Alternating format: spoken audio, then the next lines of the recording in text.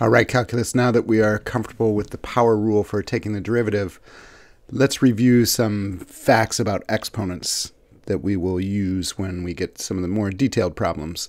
So if hopefully we're comfortable with the power rule. If we have f of x equals x cubed and we want the derivative, we want f prime of x, we just take the exponent and multiply it by the coefficient to get 3x, and then subtract 1 from the exponent. So we get 3x squared is the derivative. But then we face a problem like this. How do we take the derivative of 1 over the cubed root of x? We might be a little stumped. So let's stop with the derivatives for a second and talk about exponents. And we're going to talk about 3 different things related to exponential notation: fractional exponents, negative exponents, and negative fractional exponents. So the square root of x is the same thing as x to the 1/2. So that's a fractional exponent. And all that fraction means is that we're going to take this root of x, so the second root of x in this situation. Or if we had the cubed root of x, that's the same as x to the 1/3. Or this fifth root of x to the 7th is just x to the 7/5. So notice that we take the exponent inside the radical, that's the numerator, and then the root of the radical is the denominator. So even with something as wild looking as the 23rd root of x to the 47th, if we just follow the rules and we just put the exponent on top and then the root on the bottom, we can rewrite that as a fractional exponent, x to the 47 over 23, 47 23rds. Okay, that's so that's just changing the form. We didn't take any derivatives. So now what if we encounter one of these things and we want to take the derivative? So let's say we have f of x equals the cubed root of x to the 4th. Well, the first step is we just take the new knowledge about fractional exponents and we rewrite that function as a fractional exponent, as f of x equals x to the 4/3. Now, hopefully you can see that you could use the power rule a little bit easier here. We can just take 4/3, multiply it by the coefficient, and subtract 1 from the exponent. Subtract 1 from 4/3. And of course, another way of saying 1 in this situation would be 3/3. So we would have 4/3 minus 3/3, which is 1/3. So the answer, the derivative, would be 4/3 x to the 1/3. Now it's nice, since we asked the question in this radical form with using a radical, it's nice to rewrite our answer in radical form. So we can just take 4/3 x to the 1/3 and rewrite that as 4/3 the cube root of x. So these are the same exact thing, just this is exponential form and this is radical form. So that's how we differentiate using fractional exponents. Now you'll also see a situation like this, where you have 1 over x to the 3rd. This means the same thing as x to the negative 3rd. This is just what negative exponents mean. That negative 3 means push the x term to the denominator, and it's just like dividing by x cubed. So if we have 1 over x to the 5th, we could rewrite that as x to the negative 5th, right? This negative 5 just pushes the x down into the denominator, and we are ultimately dividing by x to the 5th. Same thing, 13 over x cubed is just the same thing as 13 times x to the negative 3. Or 5 pi over x to the 7th is just 5 pi x to the negative 7. So again, this negative just pushes the x term into the denominator. So again, that was just rewriting our functions in a different form. So now let's differentiate. So let's say we have f of x equals 1 over x to the 3rd. Our first step is we would just rewrite this as a negative exponent. F of x equals x to the negative 3rd.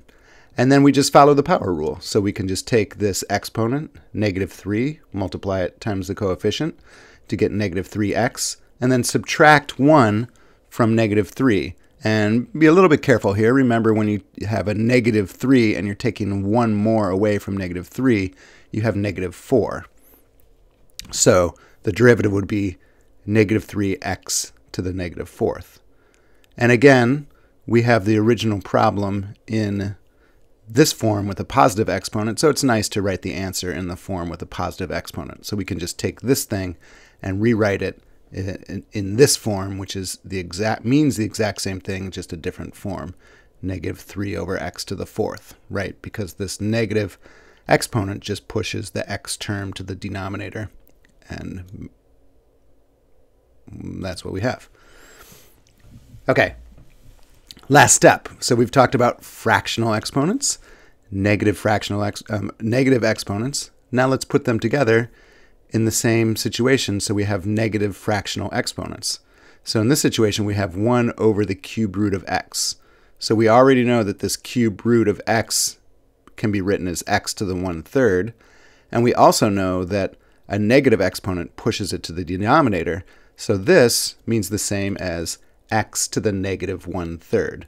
We just take the negative, which pushes it to the denominator, and the 1/3 means that it's the root, the cubed root. Okay, for example, 1 over the 4th root of x is the same thing as x to the -1/4.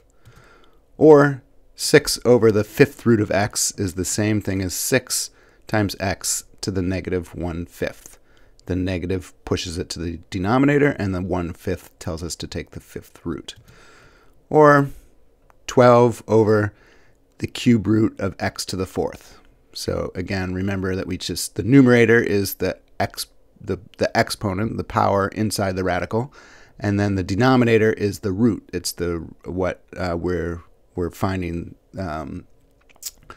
It's the radical term, so the third root. So 12x minus 4/3 is the same as 12 over the 4th root of x to the 3rd. Okay, so now if we just put this together and we're differentiating a term that has that looks like this, 1 over the cubed root of x, this was the thing that originally stumped us, we can rewrite that as f of x equals x to the -1/3. And hopefully you can see from here, we can use the power rule to differentiate this. So we just take the -1/3, multiply it by the coefficient, and subtract 1 from -1/3. So we get -1/3 x to the -4/3, right? If we're subtracting 1, that's like subtracting 3/3. So we go from -1/3 minus 3/3 equals -4/3. And finally, since we had the question in radical form, we can translate from exponential form to radical form just by simply remembering that x to the -4/3 does this. It pushes the term to the denominator, and the 4/3 is x to the 4th, the cubed root of x to the 4th. Excellent. Thank you, calculus. So in summary, what you want to do is you want to rewrite the function into a form that allows you to apply the power rule. So we have situations like this where we want to rewrite as a fractional exponent, like x to the 1/5. Or we have situations like this where we want to rewrite this as a negative exponent. So we would rewrite that as f of x equals x to the -4th.